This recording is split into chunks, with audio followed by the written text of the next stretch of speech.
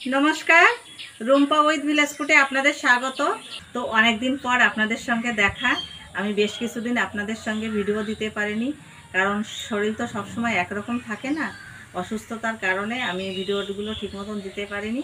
মনটা খুবই খারাপ লেগেছে, আপনাদের সঙ্গে আমি কথা বলতে পারিনি আর ঠিকঠাকভাবে রেসিপি দিতে পারিনি। তো দুঃখিত। যাই হোক, আর কথা না বাড়িয়ে এখন আমি রেসিপি শুরু করব।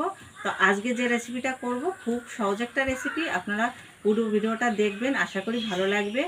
আর এই ভিডিওটা দেখার অনুরোধ রইল, আপনারা সম্পূর্ণ ভিডিওটা দেখবেন। তো এখন আমি শুরু করব।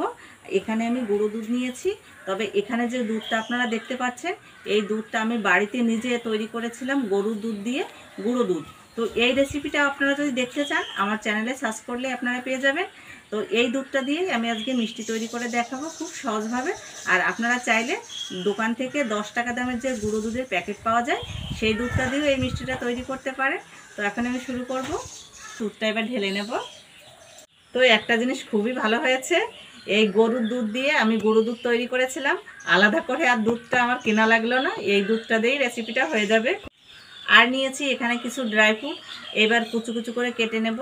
তো আপনাদেরকে একবার দেখিয়ে দেবো এখানে আমি কি কি নিয়েছি। আমন্ড বাদাম, কাজু বাদাম আর বিলাতি খেজুর। এবার এগুলো ছোট ছোট করে কেটে নেব। আর এইখানে নিয়েছি ঘরে তৈরি করা গুঁড়ো দুধ, আমি নিজে হাতে এই দুধটা তৈরি করেছিলাম, গুঁড়ো দুধটা।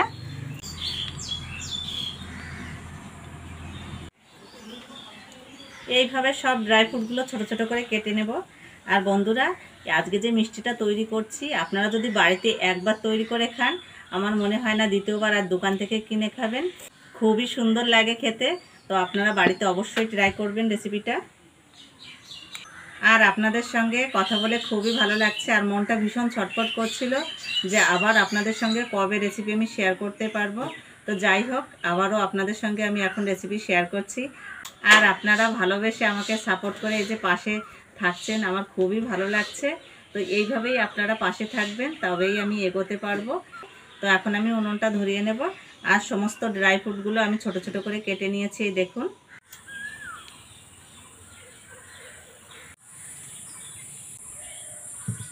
কড়াইটা গরম হয়ে গেছে, জল দিয়ে দেবো। এই বাটির 2 বাটি জল দিলাম। জলটা গরম হয়ে গেছে, এখন এই গুঁড়ো দুধটা দিয়ে দেবো। দুধটা এভাবে একটু জাল করে নেব। একই বাটির ফুল বাটির থেকে একটু কম, মানে পুরো বাটি ভর্তি আমি চিনিটা দেইনি, যেহেতু আমার এই গুঁড়ো দুধটায় চিনি দেওয়া আছে তার কারণে পরিমাণটা বুঝে দিলাম।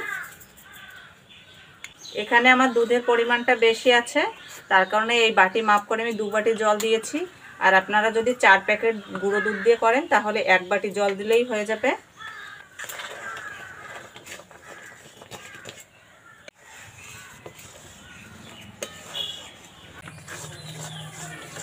এই দেখুন কতটা ঘন হয়ে গেছে, আরও শুকিয়ে নেব কিছুটা।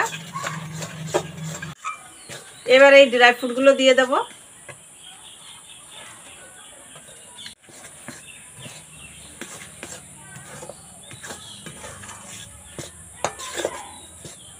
এবার নামিয়ে নেব, ঠান্ডা হলে এমনিতেই শুকিয়ে যাবে আরও। এইভাবে নেড়েচেড়ে একটু ঠান্ডা করে নেব, একদম পুরোটা ঠান্ডা করব না, একটু গরম থাকতে থাকতেই মিষ্টিগুলো তৈরি করে নেব। সামান্য একটু ঘি নিয়েছি, হাতে মেখে নেব।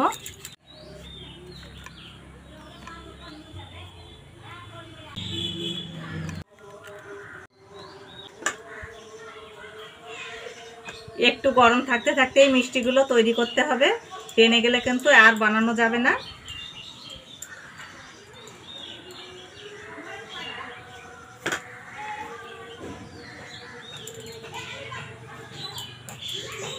তো সবগুলো মিষ্টি আমার তৈরি করা হয়ে গেছে, এবার প্লেটটা সাজিয়ে নেব। আর একদম নতুন ধরনের একটা মিষ্টি, আপনাদের কেমন লাগছে এই মিষ্টি রেসিপিটা অবশ্যই আমাকে কমেন্ট করে জানাবেন। আর যে সকল বন্ধুরা আমার চ্যানেলে নতুন, তো ইউটিউবে সাবস্ক্রাইব আর ফেসবুকে দেখলে ফেসবুকের পেজটা ফলো করে পাশে থাকবেন। এবার মিষ্টিগুলো এই প্লেটটা সাজিয়ে নেব।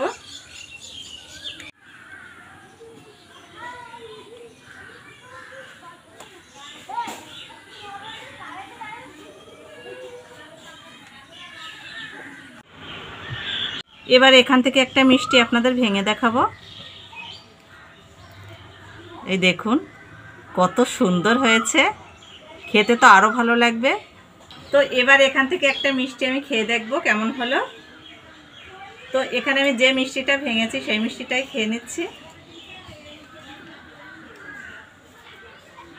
আপনাদের কি বলবো, অসম্ভব মজার একটা খাবার, দারুণ হয়েছে মিষ্টিটা, দারুণ। আর এখানে যে আমি ড্রাই ফ্রুটগুলো দিয়েছি না, তার জন্য আরও দুর্দান্ত লাগছে খেতে। তো আপনাদের যদি এই রেসিপিটি ভালো লাগে, লাইক শেয়ার কমেন্ট করে আমার পাশে থাকবেন। আপনারা ভালো থাকবেন, সুস্থ থাকবেন। দেখা হচ্ছে আবার কোনো রেসিপি নিয়ে। আপনারা যে এতটা সময় ধরে ভিডিওটা দেখলেন, তার জন্য আপনাদেরকে অনেক অনেক ধন্যবাদ।